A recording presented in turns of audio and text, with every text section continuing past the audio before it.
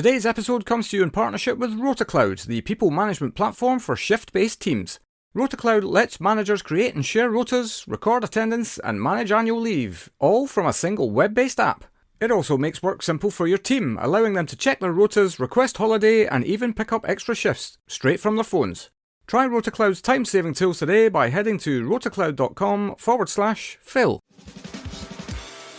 Welcome to Hospitality Meets with me, Phil Street, where each week we take a light-hearted look into the stories and individuals that make up the wonderful world of hospitality. Today's guest is Adele Oxberry, CEO of Umbrella Training and Employment Solutions and mighty Apprenticeships champion. Coming up on today's show, Adele makes her play for the most random line of the show. The stuff I know about what Diet Coke can do to a toilet that you don't know. Phil reveals a huge hang-up. I don't want to talk to the British public, thanks very much. And Adele demonstrates the ingenuity that comes out of boredom. Now at the top of the stairs, now looking down at these two crazy receptionists running around chasing dust with a pair of scissors. All that and so much more as we chat through Adele's superb story and journey so far. There's a lot to love about Adele's journey as we learn the power of graft and finding some early purpose. She's an almighty champion of apprenticeships, and there's some learning in here around that too. A huge thank you to Adele for giving up her time. One final thing before we get into it, please don't forget to hit subscribe on your podcast app of choice, and if you can, leave us a quick review. It all helps to keep the show moving forward. Enjoy. And a huge Hospitality Meets welcome to Adele Oxberry. Hello, Adele. Hello, Phil. How are you? I'm all right. How are you? Really good, thanks. Really, really good. Thank you. Thank you for having me on. My absolute pleasure. I mean, what for anybody who's just tuning into this now, what you won't realise is that Adele and I have been gassing for the last half an hour before we turned the microphone on. But there we are. I hope that's an indication as to how chatty we're going to be throughout going through your journey. Yeah, hopefully. So, yeah, really excited about it and really honoured to have been asked. So thank you. Bless you. No, my pleasure. And just for the uninitiated, who are you and what do you do? So I am Adele Oxberry. I am the Chief Executive Officer and founder of Umbrella Training, and we're an apprenticeship and training provider for the hospitality and catering sector. So that's it in a nutshell. Fantastic. And I owe a big shout out again to Jo Harley, who connected us. Jo, I think, is effectively my booking agent now. She's a legend, is Jo. Absolutely. Yeah, we work very closely with her and Jane. So I'm really looking forward to seeing where their new adventures take them as well. Yeah, absolutely. Great stuff. Well, let's just get to it then. Let's go all the way back to the beginning of your career. How did you get involved with hospitality in the first place? Oh, gosh, we go back to when I was 14. I feel I'm opening a big book here, Phil. So I'll condense it. So everybody get comfortable. Yeah, so get the tea on or get the wine out, whichever you prefer. So started working at the age of 14, actually, like many people in hospitality and from the 80s as well. I had a really strict Irish mother who basically said I had to earn my keep, not for any other reason, but because I was a very demanding teenager who wanted the Nikes and not the Tesco plimsolls. Yeah. So very, very strict. And she was really, fortunately for me, and such a great privilege for me, that she was the head housekeeper at the Fleming's Hotel in Mayfair. And so she got me in working weekends, cleaning rooms and just doing all bits and bobs for her, as well as clearing out the linen room and doing all kinds of basic things during the weekends. But I loved earning money so much that I said to her that, oh my goodness, I want to come in, on half term, summer holidays. I also want to start working evenings. And it was such an amazing experience. I mean, this was back in the early 80s and I was earning £1 a room, Phil. And so I was earning £30 a weekend, which for a 14-year-old was a lot of money. You'd made it. I literally was, Bill Gates. Yeah. I just knew that this was a route for me. But at the same time, her passion for hospitality was rubbing off on me. I could understand the energy and why she was so dedicated, and she being my mother. So I just really thrived in it. And she kept me busy, that's for sure, because also I'd go home and I would also have to do the cleaning of the house with her. And it kind of taught me some lifelong skills, actually, with being organised and being tidy in particularly. So it was a great experience. And it was so much so that I'd got this passion for the sector that by the time I was 16, I joined Westminster Kingsway College.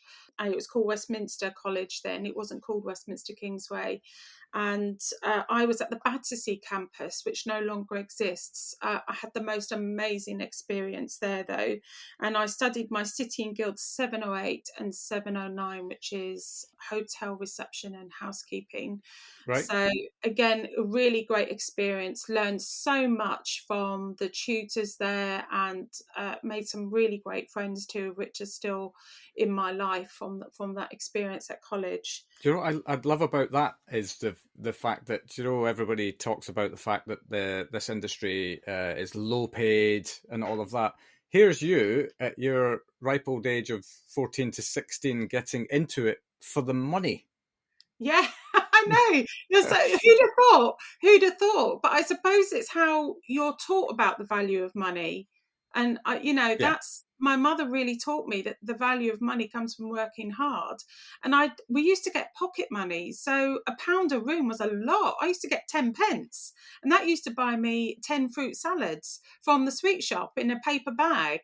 So having £1 a room and doing 15 rooms, and then for my mother then to come and sneak 3 or 4 more on my trolley and run away so as I didn't complain about it, was just awesome. So some weekends I'd be earning £36 a weekend. And I became a really solid room attendant for her, because I was reliable, I was fast, I didn't muck about, I just got into the rooms, cleaned them, and I had great trainers though. I had a lady called Claire, who was actually originally from the Windrush community, and she was my mentor and my trainer. So she was awesome. And it was because of the energy of the people around me that I just wanted to stay. I knew I had to stay in hospitality. I knew this was my path in life. So when I gone to college, I'd done this course and come out there. By the time I was 18, Phil, I was a fully qualified housekeeper in the 5-star luxury market. Yeah. And that was because of the open door that my mother gave me. And yes, there's privilege there. I understand that. But it was something I worked hard for, and it was something I loved and breathed and enjoyed. And it was something hospitality I knew would be where I would go. And when I used to say to my friends at school, I went to an all-girls school, Catholic school, and I used to go, I'm going to be a housekeeper one day. I'm actually going to be like my mum. They couldn't see why I wanted to be that person. They were just, ooh, that's terrible, it's cleaning toilets. And I used to go, but you have so much fun. It's not just about cleaning toilets. There's science behind cleaning. There's a science. There's stuff I know about what Diet Coke can do to a toilet that you don't know. So, and you're drinking that stuff and put it inside your gut. So, so there was so much stuff that I was learning that is not taught at school. And certainly life skills, communication skills, all of those things were so important that I realised as I've gotten older. But at the time, going through that experience and being with my school friends and my college friends, all of them said we did the City and Guilds 708 and 709. Mainly the girls were on there to do reception. I was there to do housekeeping. So I'd be the girl not turning up with no makeup. I'd turn up with flat shoes because I'd turn up as the housekeeper. Whereas my peers in my group would turn up with lots of makeup, the hair all done, looking like fashion models, and there'd be Adele in the corner, the bland plain Jane. But I was very proud of what I was doing, and I knew I was determined, and it didn't need a face of makeup to make me determined. Well, and let's be frank here. Actually being a skilled housekeeper is one of the most skilled jobs you could ever hope to find. And I always remember, I will come back to this, and Jo will kill me for this, Joanne Taylor-Stagg at the Athenaeum talked about the fact that when we all came back out of COVID again, and she was chipping in doing housekeeping and stuff because you kind of had to at that point, and everybody was just excited to get her out of the department because with the best will in the world, that's not the general manager's job. And, I think people take it for granted a lot that it just happens. It's just one of those things. But to do things with meticulous attention to detail, to keep things clean, to do it quickly is all, it's up there as one of the most skilled jobs in the world. I completely agree with you. It gives you the transferable skills in every aspect of your life. And if we come back to what hospitality really is, so you have, for example, that I had a learning consultant join us a few years ago. He's gone on to be a teacher actually, and when he joined us, I said, "What's hospitality to you?" And he said, "Hospitality to me is." He said, "I learned it from a young age because when your uncle and aunts come round to your house, you change the bed, you put the fresh linen on, you hoover the house, you get the food in the oven, you lay the table, you get your best crockery out, you get your best cutlery out, you shine it, you polish the glasses." And he said to me, that was when I knew hospitality was for me. He said, but the part that I enjoyed the most was the cleaning of the house, was seeing parts of the house that my mum had to clean, but because we were in this as a team and cleaning it, getting it shiny and smelling awesome for our family to come and enjoy, showed the house was clean. That was more important than cooking good food. Mm. And that really stuck with me, because every time I used to clean a room, I used to make sure it smelled amazing. And to me, that was the telling point. The visuals, of course, the dust behind the furniture, in the drawers, all those kind of things, but the smell of it, as soon as you know when you've done a good job, when it smells amazing. And when the guest opens the door and they can smell that cleanness, it doesn't smell like bleach, I'm not talking bleach here, but I'm talking this fresh aroma of whatever that may be, but it smells like it's been cleaned and looked after and nurtured. And so I agree with you. It is a skill and it's a passion. It comes from the heart. To clean so delicately to a room or to your home is a passion, and it's a caring part of the job, Yeah. because you have to care about the guest that's going to come in. You have to care that they're going to not find stains on the sheets, all these little things. And you've got to be careful as well, because you're handling, and as life has gone on, we've got more and more chemicals in our products in the rooms, and I understand more recently they've become more plant-based and more environmentally friendly, which is amazing. But initially in the 80s, this was hardcore products that were going into toilets, and Yeah. Diet stripping off Coke. metal. Diet Coke was something actually. So when I finished actually at the Fleming's Hotel, my mother moved to the Holiday in Mayfair, and she was the opening housekeeper for the Holiday in Mayfair. No longer exists. I think they're making it into apartments now, but Yeah. back then it was a Cunard hotel that had been bought by Holiday Inn, and it was to be their flagship hotel. So it's the Holiday in Mayfair. And my mother was a part of that opening. So she was the refurbishment housekeeper. So obviously I left the Flemings and went to work with her at the Holiday in Mayfair. And Holiday Inns, as you probably know, have 2 double beds in a twin room. They Yeah. don't have single beds. And the Flemings Hotel, as beautiful as it is, it had 2 tiny single beds in twin rooms. So you knew you were changing 2 single beds. It means a lot when you're a housekeeper that all of a sudden you've got 2 double beds, but you also have the same amount of rooms. So you have 15 rooms still to clean. And because it was Mayfair, because it was a flagship hotel, it was 15 rooms at 5-star. So you knew this whole new level was going to be different. And I sensed that very early on. I sensed that even from the levels of the hotels, the star ratings of the hotels, from the Flemings right through to the Holiday Inn. I had a gauge that, that's how you do a stay over at the Flemings. But at the Holiday in Mayfair, it's a full-on turn down service. It's all of these things that I'd never really heard of or seen before. But housekeeping was the busiest department, and it is, I think, obviously, because I've worked in reception as well, and I'd gone on to work on reception, which we'll talk about in a minute, but understanding how receptionists need to communicate the delay in the room not being ready because it hasn't been cleaned on time or to a certain standard became a really important part of how I behaved when I became a receptionist. Because I used to say when I was a shift leader or front of house manager, I'll say, housekeeping and getting the room ready, it'll be ready when it's ready.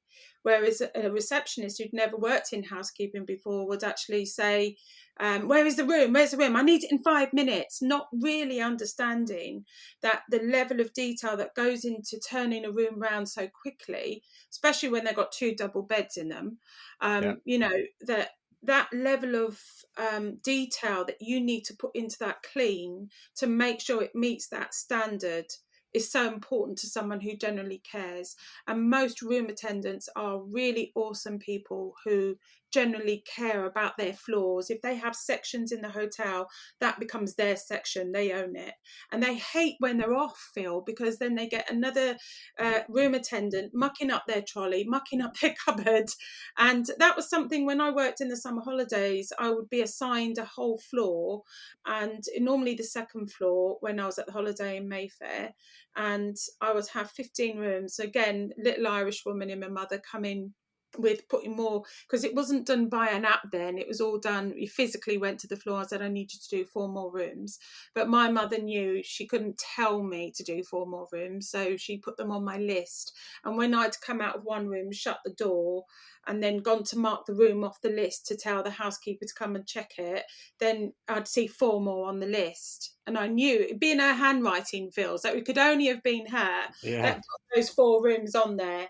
But I did it because, again, I was earning more money. So I came back to this need to earn more money. And it's also teaching you lessons about graft, right, as well, which you probably, maybe your initial reaction at the time is, oh, God, another 4 rooms, you know, whatever. But equally, you're motivated at that point to put a little bit extra money in your pocket. But you probably don't appreciate just how much that's giving you at that time. It feels like it's hard work, but actually it's teaching you about hard work. It's teaching you that it's important that you run towards the hard work, that you don't avoid it.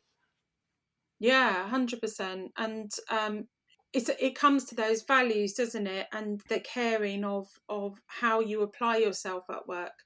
And yeah, so I had really good lessons from the peers around me and from the mentors around me as well on how to deliver excellence, and that became really important. And so hard work has been fundamentally in it bred in me since I was a very, very young girl. So and one I respect and would never change. Because I see the rewards from it, and it's really important to see the rewards. By the time I was 19, I was working at the Britannia Hotel in Mayfair, which no longer exists as well. Shows you how old I am, really. None of these hotels are around anymore. Yes, London was just a small borough in the southeast of England. Yeah, that's it. It was 8 boroughs, wasn't it, or something? Then you know, we didn't have Bromley. Is it Kent or is it London? You know, so so with working with the Britannia, this was part of a wider group. So I'd actually cut the apron strings for my mother, and she knew everybody, as most housekeepers do. They have this lovely community together, and she basically got me a job at the Britannia Hotel in Mayfair. Well, I'd never seen a hotel like this in my life.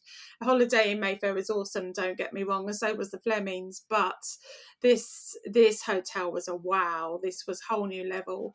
And which is interesting, right? Because Britannia don't have a particularly good name anymore. Oh, it's not that Britannia. Ah, good. Right. Okay. No, this was an IHG hotel. God, no. Okay, right. I'm glad we clarified that. Oh, goodness. No. Wrong Britannia. Yeah. Anyway, so I loved working for them because they were part of IHG hotels. Just thinking of the Britannia that you're just talking about. Anyway, So love the IHG hotels, and they had like development programs, and coming back to being this very classic house. Well, not a classic housekeeper actually, just a very bland housekeeper. No makeup, flat shoes, just determined to get the rooms turned and.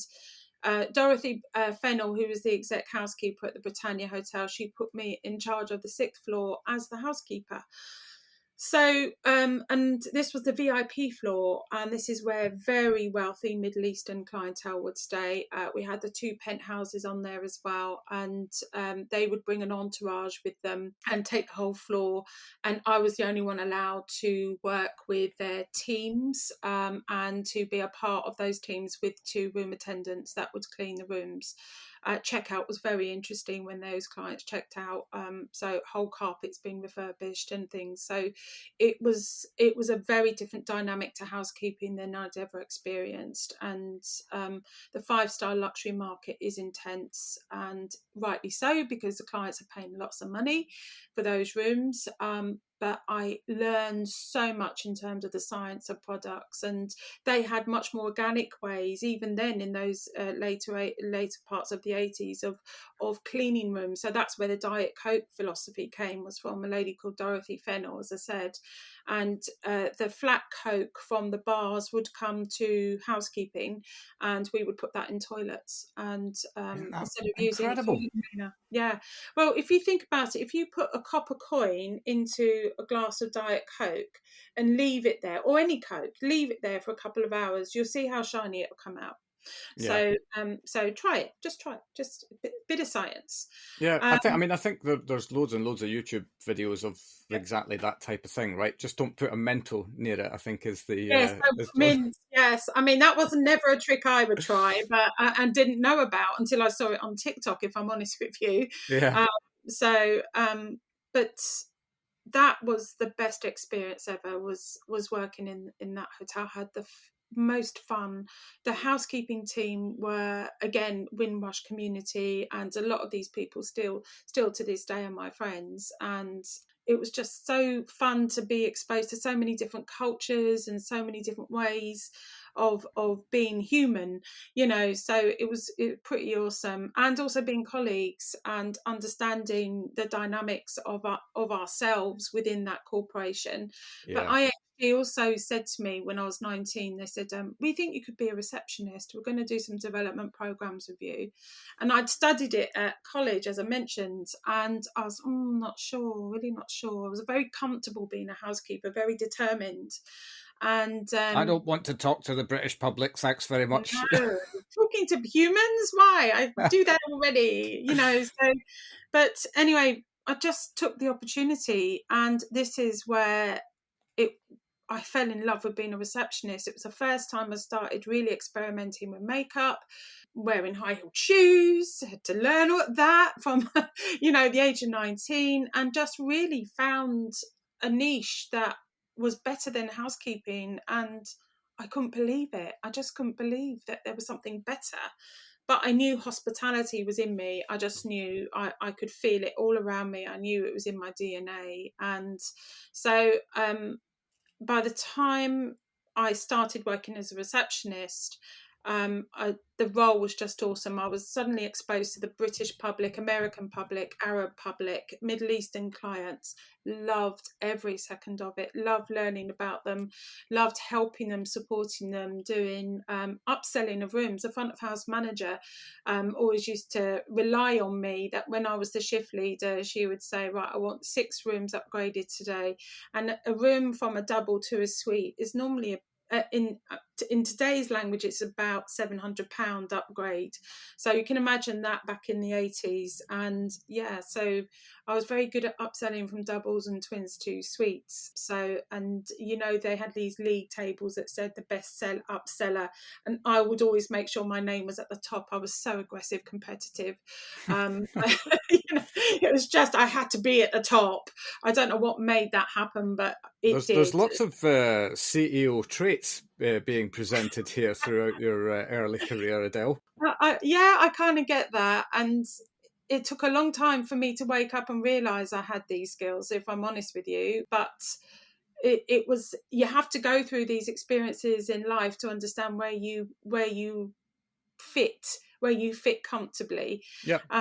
But I loved being in reception, and this took me on a whole new route. And by the time I was 21, I was the head receptionist at a private gents club, and I emphasise private gents club, which was a whole new experience, from being from such multicultural experiences to go into this very traditional English way, British way.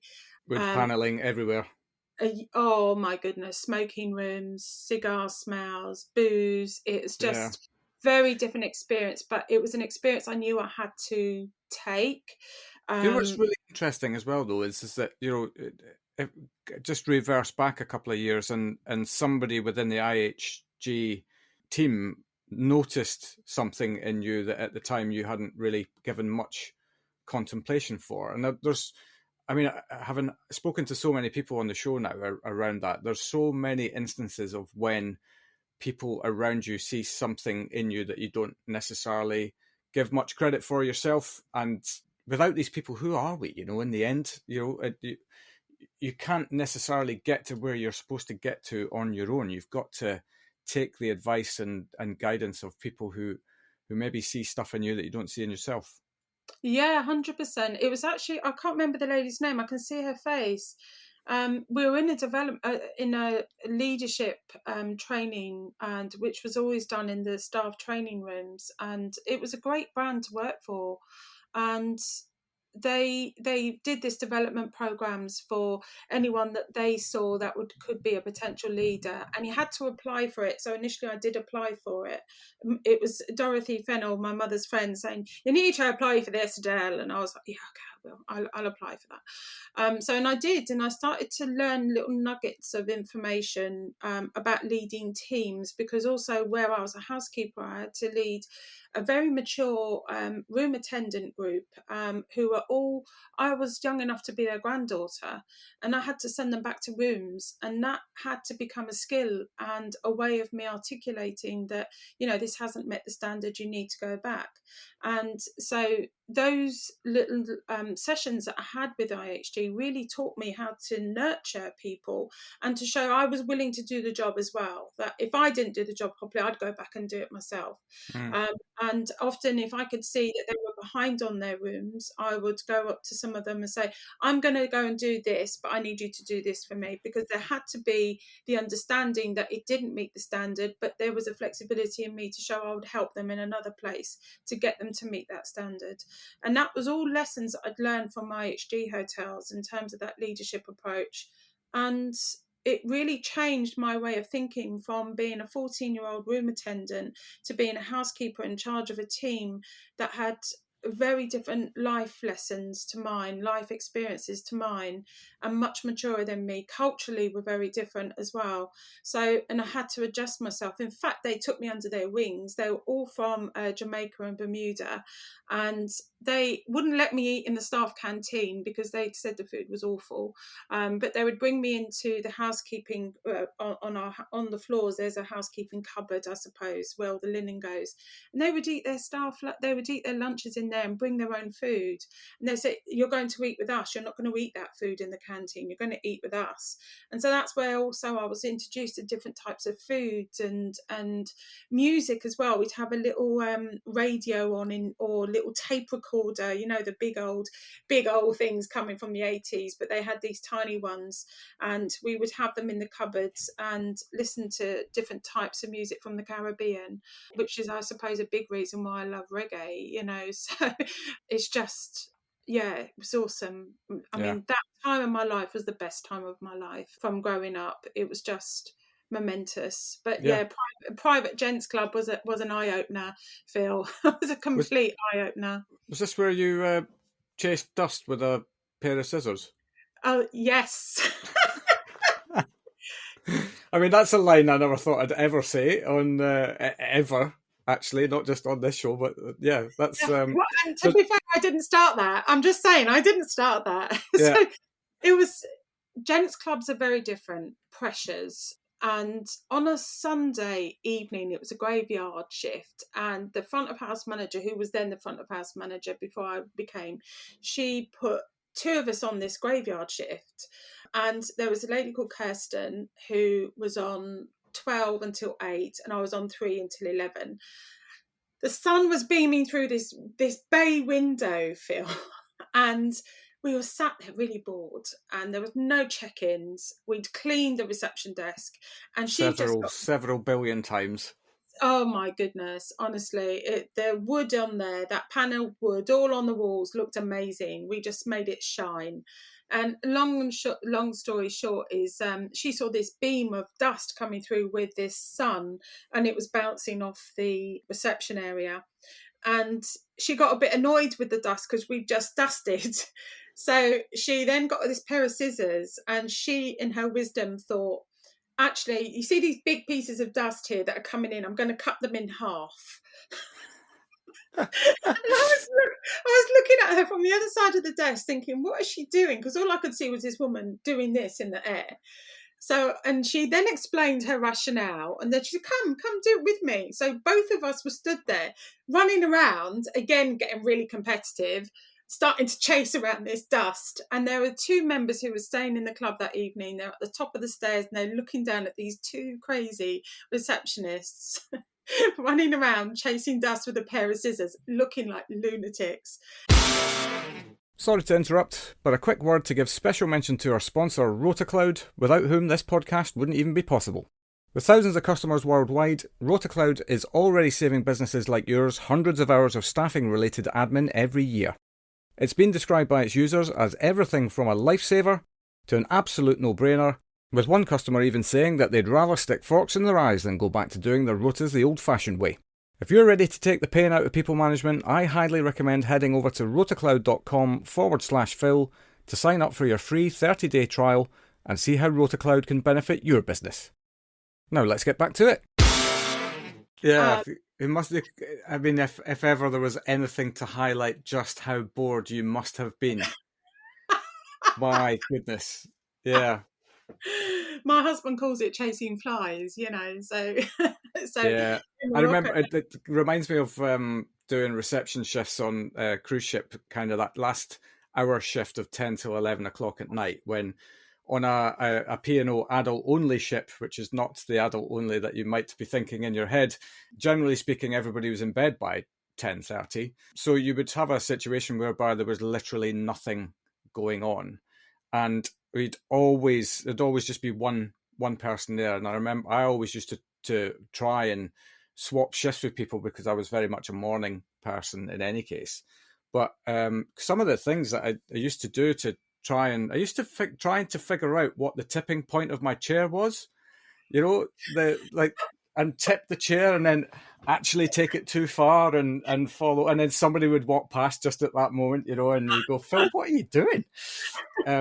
But yeah, I think you need an imagination to fill boredom time, don't you? You most definitely do. And what was ironic talking to you about this is that Kirsten was actually from Scotland. Oh, really? Yeah. So she was absolutely a bag of energy to work with, and on days like that you needed a Kirsten in your life, that's for sure. So running around with a pair of scissors chasing dust, and what these 2 members must have thought, yeah, is Londoners. It's got to be Londoners. It's got to be something about the air here. It's got to be something.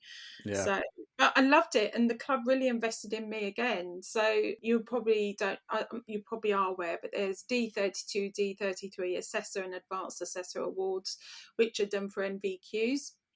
And I was training because when I became the front of house manager there, I was there for 8 years. And when I became the front of house manager, the girls that I was employing, I was training them. And so the operations director, I can't remember what his title was, he basically said, you should do your D32, D33. And so they invested in that. And that's when I became exposed to developing the next generation of receptionist. And they also got me doing that with the housekeepers in the club. And so I really enjoyed that development piece and assessing people to the NVQ standard. And then I could see myself really, really getting into it. In fact, I started looking forward to just opening up one of the receptionist NVQ portfolios and signing off some of their units. And I got this energy again, another piece of energy, something I'd never thought of in my life. I didn't even know what an NVQ was. Yeah. It was when I was at college, I did a BTEC equivalent. So this to me was a new way of educating someone and training them and passing on my knowledge. So this D32, D33, I qualified relatively quickly, and I could have stayed at the club for years and years and years, but this really excited me. And the gentleman who owned that business, he got one of his, because they could see all of a sudden that the NVQs were being passed in this one club and who was doing it. And so the company came to me and offered me a full-time job as an NVQ assessor. And that's where I knew I had to take that leap of faith. And I did. Within 18 months of being an NVQ assessor, I must have taken about 150 people through a reception NVQ. But this company also did apprenticeships in their old guys. And so I started working with them on their apprenticeship landscape as well. And so it was a really exciting opportunity for me to be involved in this type of arena, this education world. And I loved giving back to that next generation. And I'd never really thought of something around generational impact and what differences are between generations, and without being too focused on it. But it became a big part of how I was developing the next generation. And what also happened during this time was I became a mum. And so therefore, I could feel myself needing the flexibilities, which, if we're really honest, the sector in the 80s, early 90s wouldn't have been so flexible towards me being a mum. It's changed considerably now, but at Massively, those times, at those times it wasn't a thing. It was very, very dominated by old school theories and leadership. But because I was a mum, I then became this person that wanted to put everything into my son and to making sure my son was thriving. And at what age did you get him into the housekeeping department? Oh, well, he was cleaning rooms by the age of 18 months. He was changing himself as well. It was a very interesting, you have to teach them early. When he wasn't doing it properly, we getting him to go back and do it again? I was going with the white glove. I was doing the whole scenario. He knew it all, honestly. Bless him. But because the apprenticeship role could give me those flexibilities, Phil, around being a mum, because I was a full-time mum first, and then I was an employee second, but I was still a full-time employee. So I was able to have this work-life balance, and I was really fortunate to have landed this post. I always feel the universe gives you your destination, and that was definitely the right one for me at that moment in time.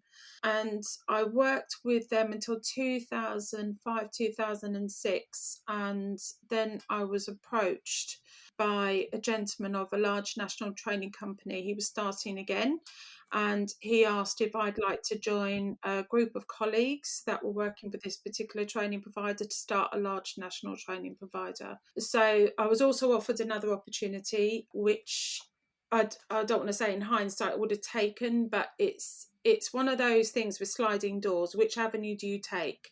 Which way do you go? And I went with comfort. I went with a group of people who are awesome at what they did, but I could have done something different, very similar, but Umbrella could have been formed 6 years earlier than it was. I remember in your notes you had said that this is possibly one of your biggest regrets, but I think we've probably all had moments like that. I certainly look back at times of my career, and this would be definitely a life lesson for anybody who cared to hear it, to take on board, is that probably in my mid-30s, I chased the money and the comfort that came with that. I could have made different decisions that would have probably taken me on a very different path, maybe gotten me to what I'm doing now a lot quicker. Who knows? But you can't, I suppose, look back with mountains of regret because, look what you're doing now. Oh, 100%, 100%. I mean, I do, like I said, the universe will put you on the right track. And I do feel that the choice I made was the right one. But the biggest regret I had was perhaps not exploring more and having confidence in myself, because this would have been a whole new opportunity. And Umbrella, I don't think it's actually been a different place, if I'm honest with you, if I had taken that road. But the experiences I had, albeit positive, and there were experiences that taught me lots of lessons. I don't know that it's, sometimes you just got to take the risk. And I went with comfort. I went with the easier path. Mm. But then I was secure. For 6 years. And as I said, I had some valuable lessons in life.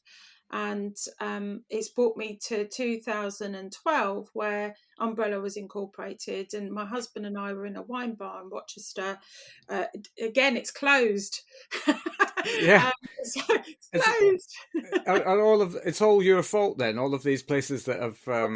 It's got to be. It's got to be. Adele's no longer drinking here, so we can't function without her. Wow, what a power that would be, eh? So it's called the Singapore Lounge. It's where we live in Medway and in Rochester. And my husband just sat there, and we've been married 25 years. And he said to me, "Explain to me what it is you do again." I was like, "Oh, I do this. It's all under one umbrella." And he was like, "So you're going to call your next company? You're going to do this? That opportunity that you had with Chris, you're going to do it now." And he said, "Let's do this." And so over 2 bottles of wine, which they always recommend you never start a business over wine, but I did. And Umbrella was incorporated. And then by the February, I had my first contracts, because I was subcontracting at that point. And we just took it from there. I have a lot of connections in the sector that like me, and I like them. And it's about using those connections to advantage your position as well as theirs. Yeah. And so it's a partnership. And That's the key word, isn't it? Yeah, 100%. And I believe in that. I believe that we had a great business relations director at Umbrella who really taught me the values of business relations. And because he'd worked for a charity before, and he came into Umbrella, and where we were a commercial business, he made us understand that to nurture the client the way that he had done was the way that you would actually retain business, because being in a commercial environment and this conveyor belt of clients is a very different way to how he perceived those relations. So that was, again, a massive lesson learned. And again, people come into your life for a reason. Yeah, it's exactly the same principle within recruitment as well. I would much prefer to work with a small bank of people who we all get each other, and we all respect each other's work, and we all are inquisitive about what it is that everybody does in that process. And that's the thing that gives longevity. If you're focused on the transactional element of business, then that has a very limited shelf life. 100%. I couldn't agree more. And it's those little nuggets of wisdom that come your way, don't they, from people and experiences. And certainly when we had this business relations director, he certainly taught us that in a big way, in a very big way. In fact, that legacy is still within Umbrella, because it's an important legacy to leave. And it comes back to how we see ourselves 10 years on. So we see ourselves as a meaningful apprenticeship and training provider, and we live by those values every day.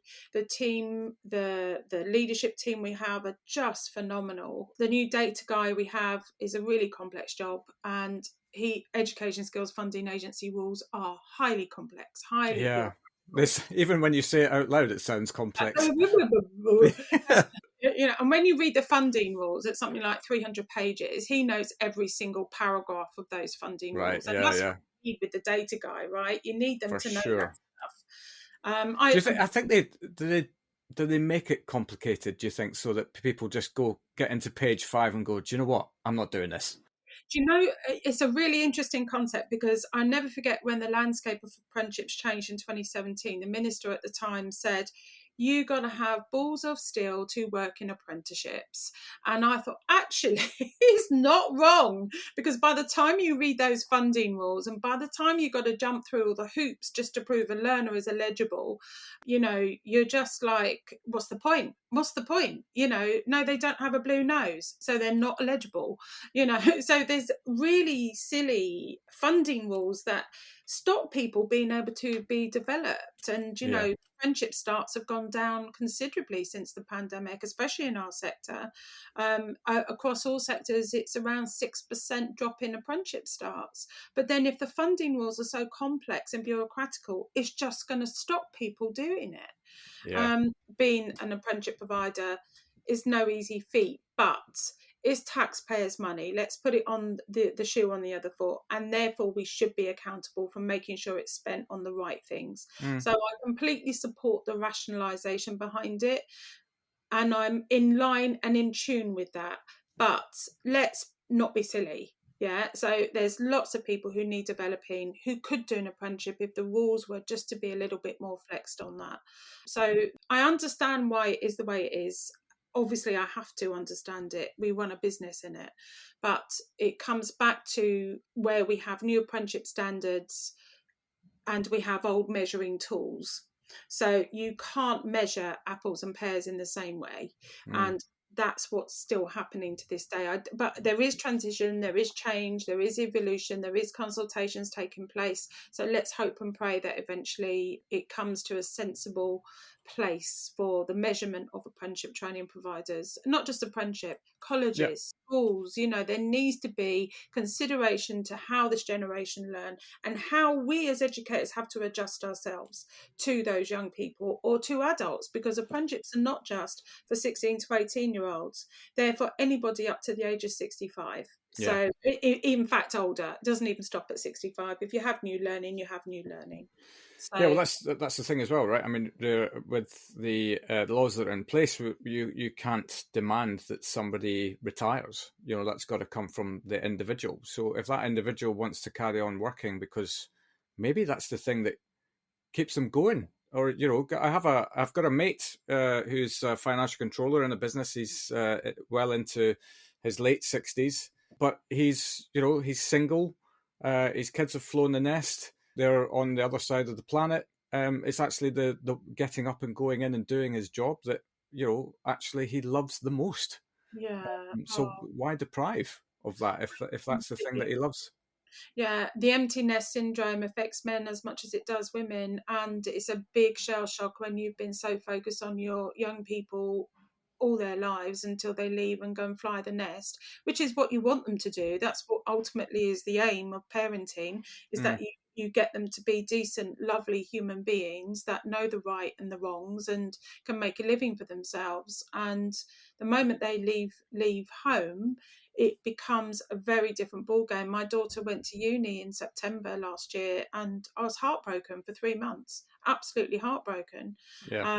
She's my best buddy as well. So it was just luckily I had my injection of her last weekend, but that empty nest syndrome can really wobble you. So I agree with your colleague. I will be working until, I don't know, probably you put me in a box, because I just can't see my life not working, because I've been working from such a young age. Even when I'm on holiday, I'm curious. I have to have a little nose in what's going in, so. But I think it's hard to stop. Well, it's a societal pressure, isn't it? That the fact that that's you go to school, you get an education, you get a job, you pay in through your working life, you retire at 67 now, is it for men, and 65 for ladies? I actually have got no idea anymore. And then you enjoy your retirement, and that's the perceived life. But in actual fact, I've had so many conversations with people outside of industry, business leaders, and all of that sort of thing, I suppose, is if you find the thing that you really, really love to do. I know it's a cliche around, you'll never work a day in your life. That is the secret. It's find the thing that makes you tick. And then that age, as you approach retirement, it's not going to be about sitting around and, getting into your routine of getting the paper and having a coffee in the morning, going for a croissant down the local, whatever it is that you do in your retirement. I'm not suggesting that you don't have days like that, but when you've got the joy in your life through the work that you do, then why stop? Completely agree. Completely agree. Friendships and training the next generation of hospitality professionals is in our DNA at Umbrella, and I can't see myself doing something else. Just can't. Just can't. Yeah, Not right here, right now. Anyway, so we have the most amazing team as well. Incredibly proud of all of them and what they bring to the table. Like I said, it's you learn from everybody around you all the time, 100% of the time. So, and we're really fortunate to have just awesome people, just pretty awesome humans working for us. yeah. So yeah, so Everything's possible when you've got great humans. when you've got great humans, I love humans, love great humans, Yeah, love great humans. Who doesn't? So yeah, absolutely. So let's talk about the positive side of apprenticeships. If anybody's listening to this and kind of wondering what the hell we're talking about, yeah. kind of just I summarize, I suppose, what an apprenticeship is, the benefit it can bring to a business or an individual. Yeah, off you go. Right. So what is an apprenticeship? It is a training program basically that is up to 12 or 18 months. It can be for 3 years as well, so they range from level 2 right through to level 7. For hospitality, there are about 9 standards, ranging from hospitality team member, which is a first time entrant into the hospitality sector, all the way up to an ops manager, departmental manager, which is a level 5, and that's equivalent to a foundation degree. The level 4 is also equivalent to a foundation degree, and that's hospitality manager. And then we've got hospitality supervisor. That's a hospitality side. The culinary side is commis chef, chef de partie, and senior culinary chef. And then we also have the production chef, which is a production chef at level 2, senior production chef at level 3.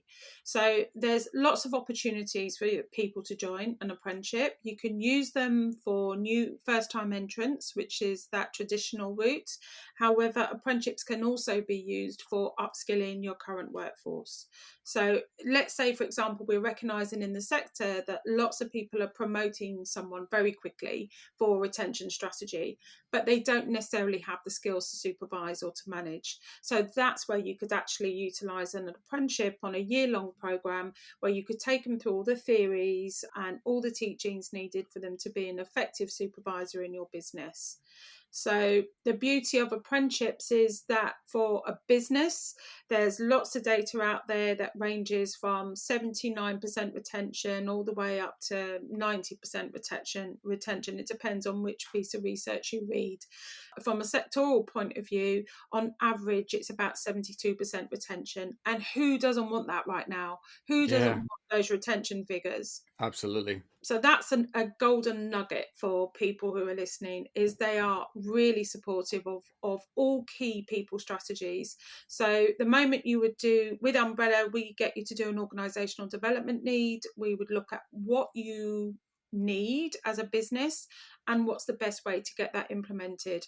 Apprenticeships are great for those long-term plans, but for short-term plans, there's also short bite-sized courses that in London we have funded, but nationally we have them available on a commercial shelf, so you can drop them off and pop them into a box somewhere and you can buy them, and then you'll get someone of our team delivering those. So they're really effective in terms of keeping someone going through that novice to expert journey. So if we come back to even the fact, you could actually say what I did from the age of 14 right up to the age of 18 was a form of apprenticeship, because it was a career, it formed a career.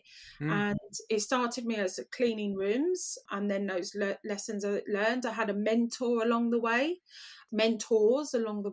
and then I also then qualified, and then I was able to then take my career in the same sector but on a whole new different pathway, because as you identified, Phil, people if they can spot talent, they should pick it up quickly. And apprenticeships can do that for you. If you see someone that you really want to keep in the business and you really feel you can nurture them, which we're very good at doing in our sector, then put them on an apprenticeship program with others that can learn, and therefore you get that peer-to-peer learning as well. So they are the pinnacle of what should be the future, in my belief. I would say that I own an apprenticeship training company. Yeah. But this is free training. Let's come back to how it's funded. So there's a levy account. So some employers pay into an apprenticeship levy. It's 0.5% of their pay bill on anything that's over 3 million. And there are smaller employers who now have access to the same service, but where they can either pay 5% of the apprenticeship standard and 95% government pays, or they can actually ask for a levy transfer from a gifting employer who will never spend all of their levy. So you've got the likes of Google, Tesco out there, even Sodexo in our own sector, Compass, all very, very good at sharing their levy pot, because they're never going to spend that level of levy contribution within their own workforce. You'd have to have every employee as an apprentice. And then if you come back to the eligibility piece of apprenticeships, that would be really hard to do. Therefore, a small business can have access to this levy pot, and they just need to work with a really good training provider to help them access that. The devolved mayor regions and counties, they have unspent levy fund pots as well. So whilst Umbrella is national, if you want to work with a local college to do something in whatever apprenticeship it is, then basically you can actually access those pots through the mayor's office or through your local chambers of commerce. So there's lots of ways that businesses can get it funded, and it's free funding for a development program that is going to keep people in your business. The only thing you have to pay is their wage, and you have to obviously treat them very nicely. Well, that goes without saying. Yeah, at least it should. Yes, it should. Yeah. So it's a very simple program, as long as you're working with the right provider, right college, right trade, whoever they are that you choose, and as long as it's implemented effectively, and as long as the employer understands that person is an apprentice. They're an apprentice. They're not going to be cashing up in 3 weeks. They're not going to be running a full section in the kitchen in 3 weeks. They're an apprentice. Give them the time to learn and develop, and you will have yourself the best colleague ever and the best employee ever if you give them breathing space. So, and if you allow them the time to develop and spend time with their training provider, there is a 20% off the job requirement, which has to be paid. And the way Umbrella works with that is what we call a 70-20-10 model, which is known in most L&D teams, which is 70% on the job training. Then there's 20% with their mentor in the workplace and 10% in online sessions and kind of classroom environments. For the kitchens we have in Islington, we have a kitchen where our chefs come once a month, and they go along a pathway. So the whole thing is relatively straightforward. It's very, very simple, as long as you're talking to people who make it simple for you. And obviously I'm going to say Umbrella makes it simple. So yeah. Well, that you kind of put your money where your mouth is, though. For you've been doing this for quite some time now. As you said, you've got a pretty pronounced client list who you've been working with for years. So it's not, you're not paying lip service to it at all. I think you've definitely earned the right to say that you guys can absolutely support. Yeah, 100%. And it depends how you measure provider, so, and if you measure the provider by how well they communicate with you, then fine. But also look at the destination of your learners. Look at how long they're staying in your business. Is your environment empathetic enough to have someone in the business that you can nurture? If you have that in your business, you can have the most amazing apprenticeship programs. And we've got amazing employers who have amazing apprenticeship programs. I'm going to elevate one. I know I shouldn't, but the Pigs and Limewood group, wow, do those guys know how to take an apprenticeship program very seriously? So very, very, very proud to be their apprenticeship provider. But most certainly they are the example of what a good apprenticeship program is. It ticks all the boxes, Phil. It's got corporate social responsibility. It's got environmental factors. It's got sustainability. It's got everything from how they teach. And their chef down there, James. Golding. Yes, thank you. Thank you so Yeah. much. What a phenomenal mentor. What a phenomenal mentor. So they With have with an amazing moustache. amazing moustache, and I think yeah. So, but what he does for the apprentices, and they get them involved in the smoke and God, I'm gonna really beat myself up now. I can't remember it. It's these big events that they have with Angela Hartnett, and James gets the apprentice tent up, and so the apprentices are actually involved in this big smoke concert that they have down at the pigs. Brilliant. So honestly, the experience they have, just, and that whole farm to fork philosophy is true to that hotel group. It's all organic. It's all from a 25-mile radius. So they have it right. They absolutely have it right. But then there are others as well in the city, in the core of London, that also do sterling jobs with their apprenticeship programs, and they have real development programs. So they have them at first time entrance all the way up to degree programs. So because they're capturing every level of their business and making sure that the retention is throughout, not just at one central place. Yeah. So it's about working with your training provider and getting that model right for your business. Even if you're a tiny business, it can really work magic for your business. Yeah, and I think that the other great thing that's, I don't know if this has always been the case, but certainly post-COVID, it's felt like, you've just highlighted the pig as a great provider in that regard. I would imagine if somebody's listening to this and going, right, how can I implement this in my business?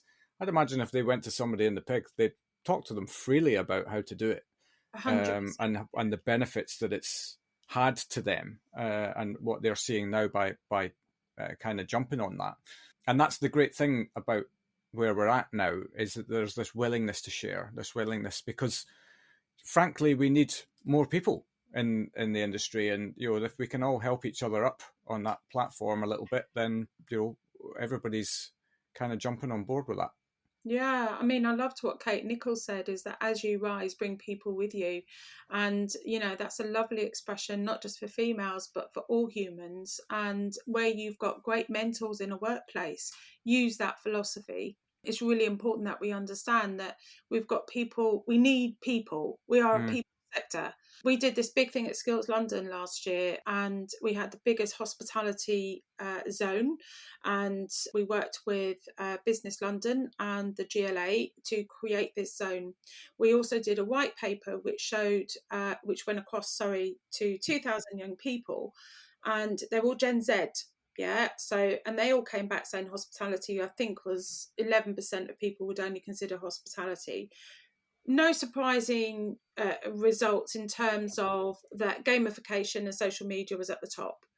So when we looked at this, we said, how do we want Skills London to look then? Because if we think post-pandemic perception of hospitality, we need to have gamification right through our sector. Now, we already seen lots of automation coming into the sector.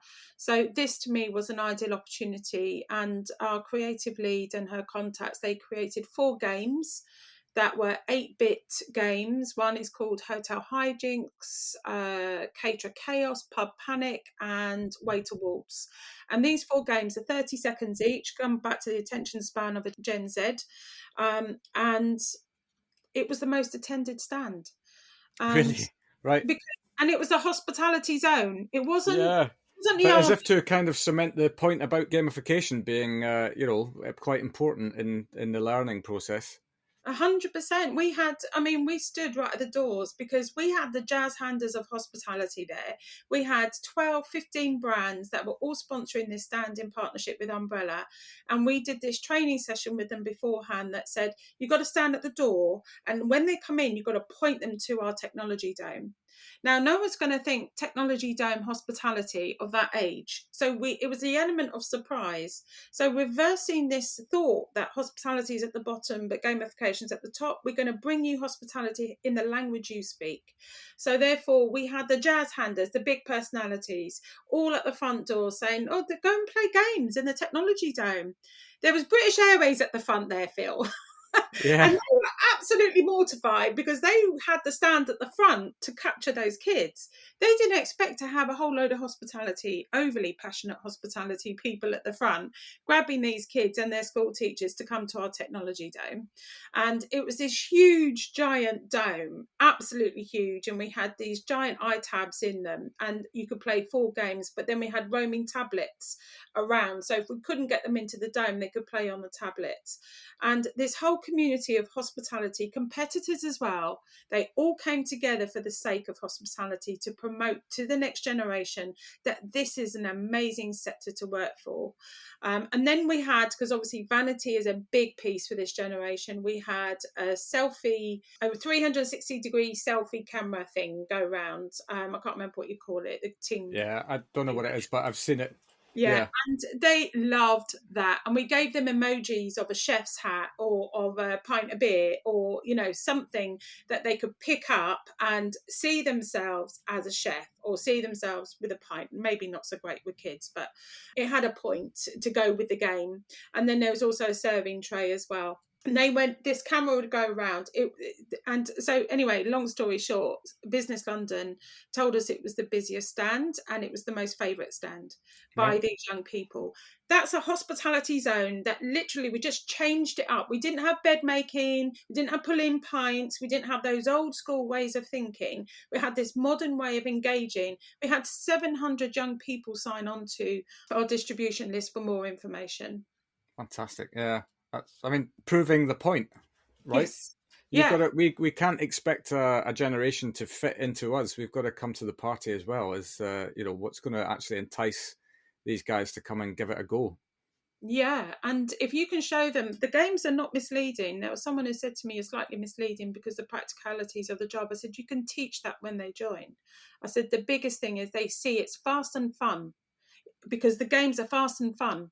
So they literally speed up. We had the Deputy Mayor of London come to our stand and play one of the games. Poor guy. I mean, on the screen, he was like just trying to expand it.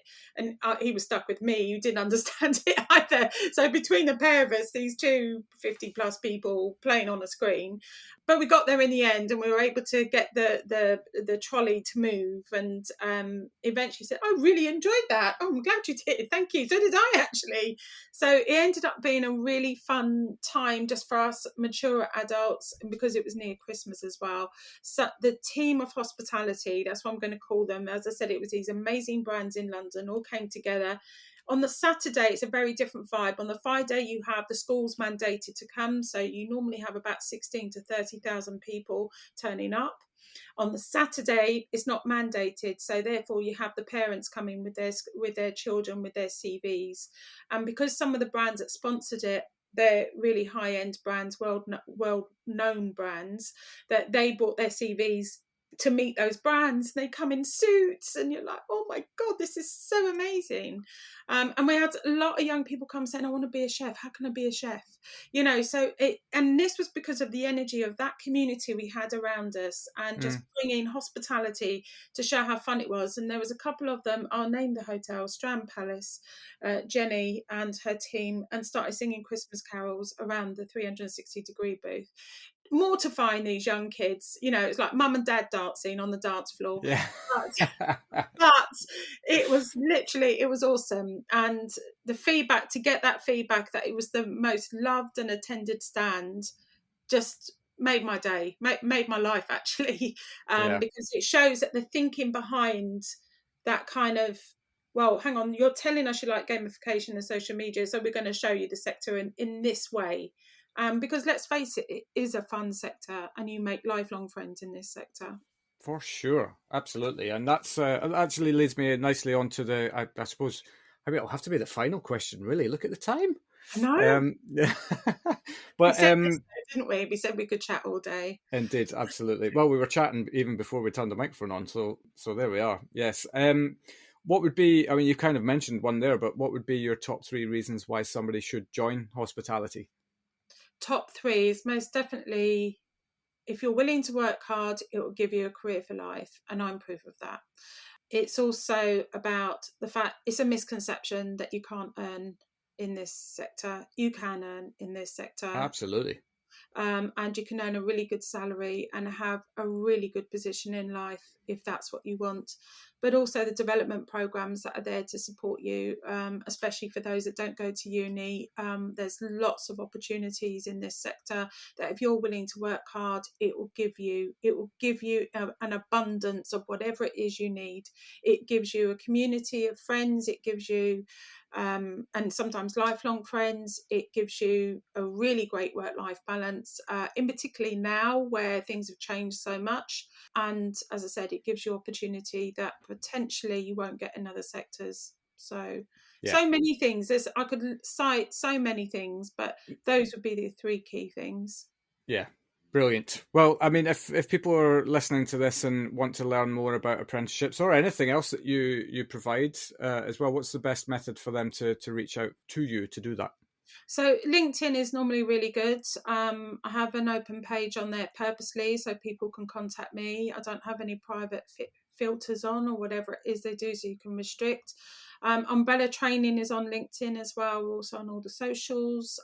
If not, then website is www.umbrellatraining.co.uk. Always being updated by a fabulous team. So lots of opportunities on there as well for open and closed cohorts, as we call them. So, and lots of new stuff coming on with the new programs that we're going to be running for Chefs with Empathy and Winning Women in Hospitality. So there's lots of stuff coming up that is really exciting. So to keep an eye on the website for that and our socials. Fantastic. So everywhere, basically. Everywhere. It was so funny. Someone said to me, I feel like I see you every day. I was like, oh no, I don't know if that's a good thing or a bad thing. No, I know. I still have massive imposter syndrome with that. When I post a lot of stuff on LinkedIn and in other places with regards to the podcast and other kind of just general stuff that pops into my head. And the amount of times I take a phone call from somebody and go, God, you're everywhere, Phil. Yeah. And there's a part of me goes, well, that's great. And then there's a part of me goes, right, is it too much? Like, am I annoying people now? Is that what it is? But in any case, we're trying to do something good, so I'm going to stick to it. Yeah, same. As long as it's positive messaging, what's the harm? Yeah, absolutely. Adele, thank you so much for coming on. I'm sure we could have filled 7 podcasts if we'd really wanted to, but I wish you guys all the very best for the next phase forward. And thanks so much for coming on the show.